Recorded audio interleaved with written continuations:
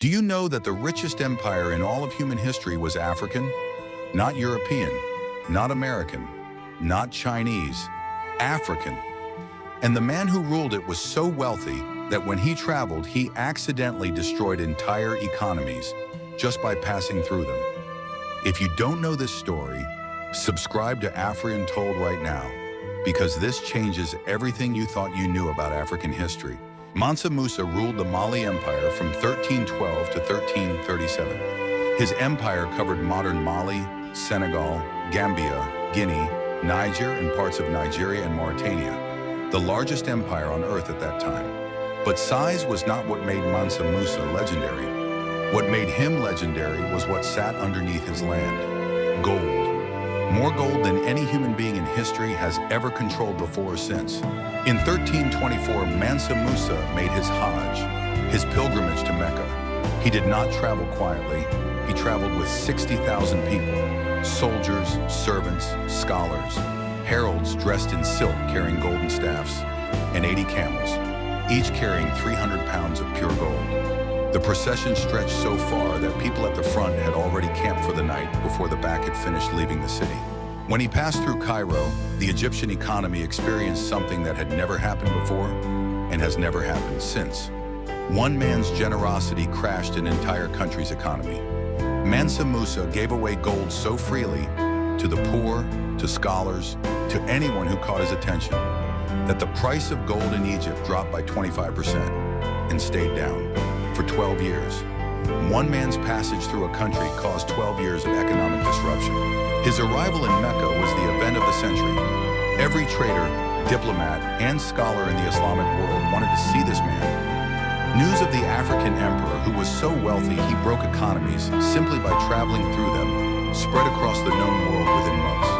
For the first time, the world was asking, who is this African king, and how did Africa produce something this extraordinary? Under Mansa Musa's rule, Timbuktu became the intellectual capital of the world.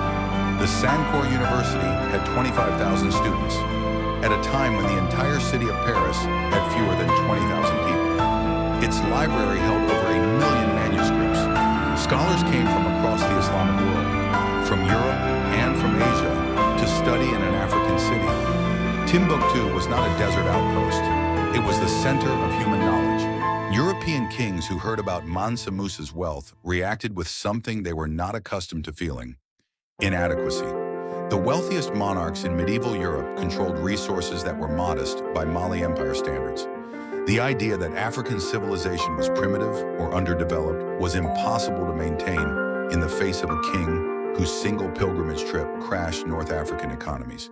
European cartographers placed Mansa Musa at the center of their world maps, sitting on his golden throne, holding a golden orb. The Catalan Atlas of 1375, one of the most important maps of the medieval world, shows him labeled as Lord of the Guineas, the richest king in existence.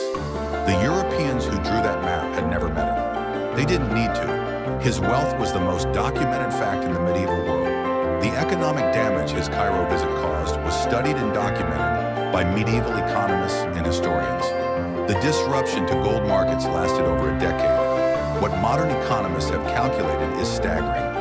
The amount of gold Mansa Musa introduced into the North African economy during his pilgrimage would be equivalent to flooding a modern economy with hundreds of billions of dollars in a single trip. The buildings Mansa Musa commissioned are still standing 700 years later. The Jingarebe Mosque in Timbuktu, built in 1327 by an architect he brought back from his pilgrimage, still stands and is still used today.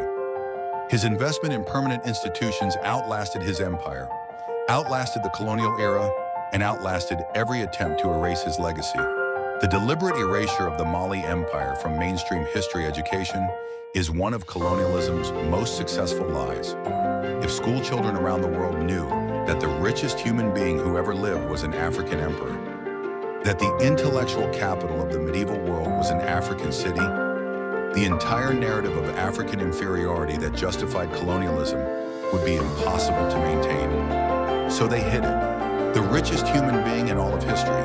Not a European king, not an American billionaire, an African emperor whose wealth was so extraordinary that modern economists struggle to calculate it. Mansa Musa and the Mali Empire proved that colonialism spent centuries trying to make the world forget. Africa was not waiting to be civilized. Africa was civilization. Do you know stories like this? Subscribe to Afri Untold for more